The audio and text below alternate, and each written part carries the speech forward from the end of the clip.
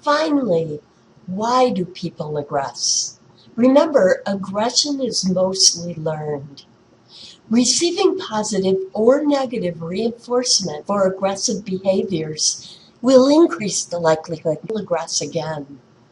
What is the difference between positive and negative reinforcement? Remember from Psych 101, positive reinforcement is getting something good, while negative reinforcement is removing something bad. If a child finds that she can score a toy by hitting its owner, she is likely to hit again when she wants something. That is an example of positive reinforcement. If a child finds that he can stop another from biting him by biting him back, he is likely to bite again in the future when he is provoked.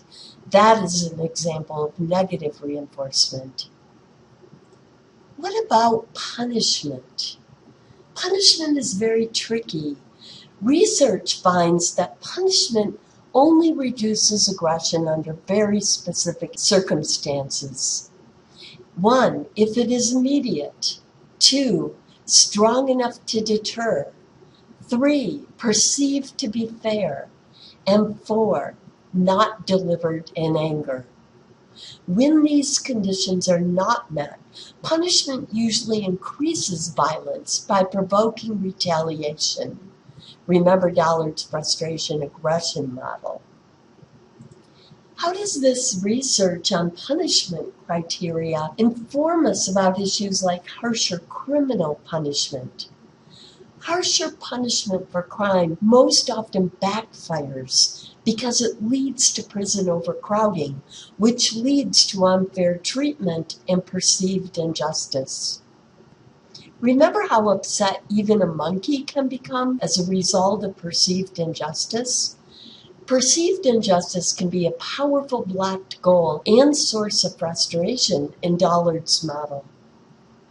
Corporal punishment, in other words, spanking of children, usually teaches kids that the way to respond to frustration is to aggress. So it should be used only as a last resort and with care. Do any of you recall from learning theories in psych classes what kind of punishment usually works better for children? Negative rather than positive punishment. In other words, taking away something good, like a favorite toy or a valued privilege. Aggression is also prompted by socialization of males in our culture. There is a powerful gender effect in the socialization of aggression. Boys who use their fists are more likely to be rewarded. Girls are more likely to be punished. Another motivator of aggression is modeling. Bandura is famous for what kind of learning? Observational learning, also known as social learning theory. You might remember this from, again, Psychology 101. Bandura, remember, was the first to test the hypothesis that aggressive media can promote aggressive behavior with a real experiment. Now, many correlational studies had up until this study shown a link, but not the direction of the causal arrow, which can only be shown by an experiment. Bandura had kids watch a video about a then brand new toy called the Bobo doll.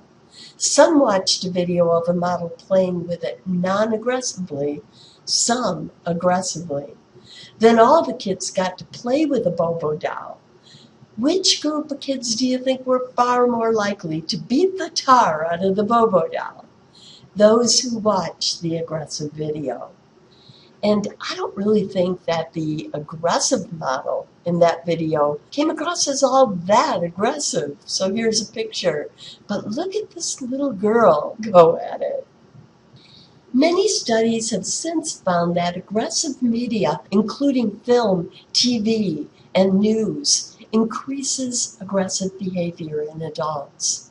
In one study, a researcher randomly assigned female college students to watch film clips from Kill Bill, a film with ample physical violence, or Mean Girls, a film with ample non-physical violence, or What Lies Beneath, an equally arousing but not aggressive film.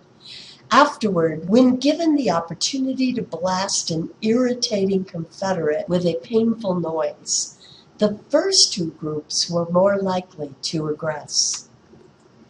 So media can be a powerful model of aggression. Recall the hi-fi store crime discussed at the beginning of this lecture? The murderers tortured their victims by making them drink Drano, causing tortures, burns, and flesh disintegration around and inside their mouths, severe internal injuries, and in most of the victims, death.